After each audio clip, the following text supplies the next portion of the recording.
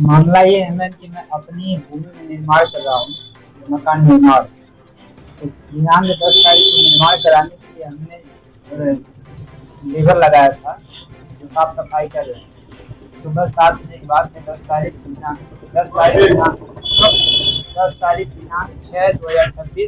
सुबह 7 बजे मैं अपने मकान का निर्माण के लिए लेबर लगाया, जो साफ सफाई कर रहे थे। अचानक हमारे पड़ोसी आ करके हमारा काम रोकने लगे और मारपीट करना शुरू कर दिए। हमने पूछे, अरे जो पड़ोसी आए थे आपके कौन थे? रिश्तेदार थे, परिवार थे, किसे थे? क्या पड़ोसी थे, वो बगल के पड़ोसी हैं, राम कलर, पत्नी मुनक्का देवी और कुछ राजनीतिक नेताओं थे जो हमारा मकान निर्माण कार्य रोक रहे हैं। उन्होंने कहा कि तुम अवैध निर्माण कर रहे हो, जो कि हमने एडीएम साहब से जांच करवा करके है और थाना इंचार्ज साहब को चिट्ठी भिजवाई निर्माण करने के लिए। फोर्स की व्यवस्था के लिए मैंने थाना इंचार्ज साहब को कहा था। सुबह हमको फोर्स भेजी गई। फोर्स भेजकर बच्चे को समझाया गया कि इसमें तुम्हारा कोई हक और हिस्सा नहीं है, ना ही तुम्हारा नाम दर्ज है। फिर भी वो सब नहीं माने। पुलिस के जाने के बाद मारपीट शुरू कर दिए। मारपीट के दौरान हमको, हमारे पिताजी को, हमारी भाभी को, हमारी माता जी को काफ़ी चोट आया। मेरा सर फट गया था। सर फटने की वजह से मैं तुरंत बेहोश हो गया और कान से ब्लड बहुत ज़्यादा आ रहा था। कहाँ का मामला है? ग्राम बोहरा खास, थाना चिलवा ताल पड़ता है हमारा। और हमको भारी गंभीर चोट लगने की वजह से मैंने तुरंत एम्बुलेंस 112 को कॉल किया। 112 कॉल करने के बाद वो एम्बुलेंस आई, पुलिस आई मौके पे। तुरंत हमको एम्बुलेंस द्वारा ब्लॉक पे भेजा गया, मंगल कौड़िया ब्लॉक पे। हमको रेफर करके मेडिकल कॉलेज में भेजा गया। ये मामला कितने समय से चल रहा है? मामला लगभग में साल भर हो गया है। आप 1 साल से कहाँ थे? 1 साल से हम हर एक अधिकारी को एप्लीकेशन डाल रहे हैं, अवगत करा रहे हैं, और फर्जी रिपोर्ट लगा कर पुलिस द्वारा उसको मामले को शांत कर दिया जाता है। पुलिस प्रशासन के पास गए तो उनके पास से क्या आश्वासन मिला था? आश्वासन कहते हैं हम काम आपका करवाएंगे, तो बंदे काम नहीं करते हैं। जो भी एप्लीकेशन डालते हैं हम वरिष्ठ अधिकारियों के द्वारा, तो वो एप्लीकेशन से रिपोर्ट लगा करके भेज देते हैं, कोई निस्तारण नहीं करते हैं। बार बार पुलिस प्रशासन कहती है बार बार चिन्हित करवाओ। मैंने 5-7 बार चिन्हित करवाया है। राजस्व विभाग का भी कहना है कि हम आपका चिन्हित करने से मतलब हम कब्जा नहीं दिला सकते। कब्जा दिलाने के लिए पुलिस प्रशासन ही आपका मदद कर सकती है। जिसके समक्ष में हमने वरिष्ठ अधिकारी एसएसपी साहब को भी एप्लीकेशन कम से कम 10 बार दे चुके हैं।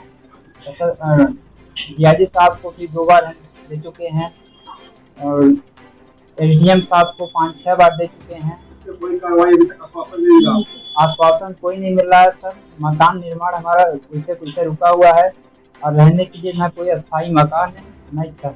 अब क्या बताते हैं कि अभी हमको मजबूत चौकी पे बैठा दिया गया था और हमारे खिलाफ मुकदमा लिखाया गया। हमारा जब वहाँ से हम अस्पताल से वापस आए, तो वापस आने के बाद आशीष सिंह हमको मजनू चौकी प्रभारी, उन्होंने मुकदमा लिखने के लिए हमें थाने को बुलाया गया, बशर्ते हमें बैठा लिया गया। बैठाने के बाद हमारा ऊपर 308 का मुकदमा दर्ज किया गया, जबकि चोट हमको भारी गंभीर आई।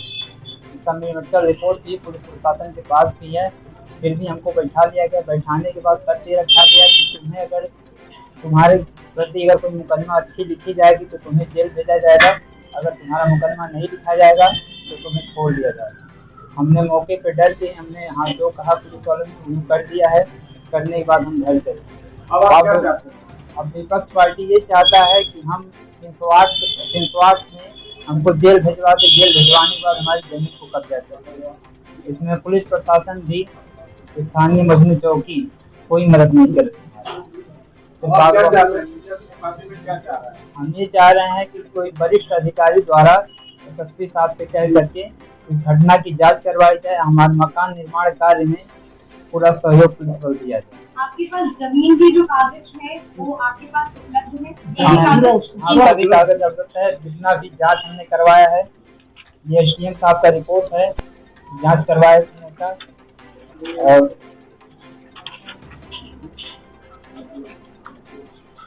तो ये भैया भी चलाया आपने भी चलाया। FIR अभी तक नहीं हुआ है मेरे पर। ये लेखपाल द्वारा चिन्हित की हुई भूमि का रिपोर्ट है। ये दिनांक 2025 14/2/25 का रिपोर्ट है चिन्हित करने का। और ये है खतौनी खतरा हमारा, सभी घाटाओं का हमारा मतलब आपका एलजीएम और लेखपाल वाला जो रिपोर्ट है ये सही है? हाँ बिल्कुल सही है। राजस्व विभाग तैयार है हमारे काम के, मतलब कोई पुलिस प्रशासन बिल्कुल हमारे पास खड़ी नहीं हो रही है, हमारी काम नहीं सुनना चाहती है, क्योंकि उसकी लड़कियों जो रामपुर की लड़की हैं वो लड़की और बहू दोनों मिल करके पुलिस प्रशासन को झूठा आरोप, छेड़खानी का आरोप में फंसाती रहती हैं, जिसकी वजह से पुलिस प्रशासन बिल्कुल भी मेरा मदद करने से मना करता है। क्या है आपका? मेरा नाम रजनीकांत। जैसे कि आप बता रहे थे कि हमारे साथ बहुत किया है कि अगर आपके साथ कार्रवाई नहीं की, अभी आप दूसरे लोग रहेंगे, जैसे कि आप घर करके हमारे साथ कार्रवाई नहीं हुई तो क्या चाहते हैं? ये कार्रवाई होगी तो आगे की क्या रहेगी? नहीं कार्रवाई होगी तो साहब हम आत्महत्या जान भी देंगे सर, क्योंकि हत्या करवाने के बाद नेताओं द्वारा हमको धमकियाँ देती रहती है। आए दिन हमारे घर पे नेताओं की गाड़ी लेकर के धमकियाँ देती है। कौन से नेता है? कौन से नेता है? क्षेत्रीय हमारे नेता हैं। क्या नाम है? नाम नहीं जानता। नाम नहीं जानते। किसी पार्टी से है? पार्टी भी नहीं जानते। ये है कि मतलब ये पता हमको है कि वो नेता है। नाम नहीं जानता।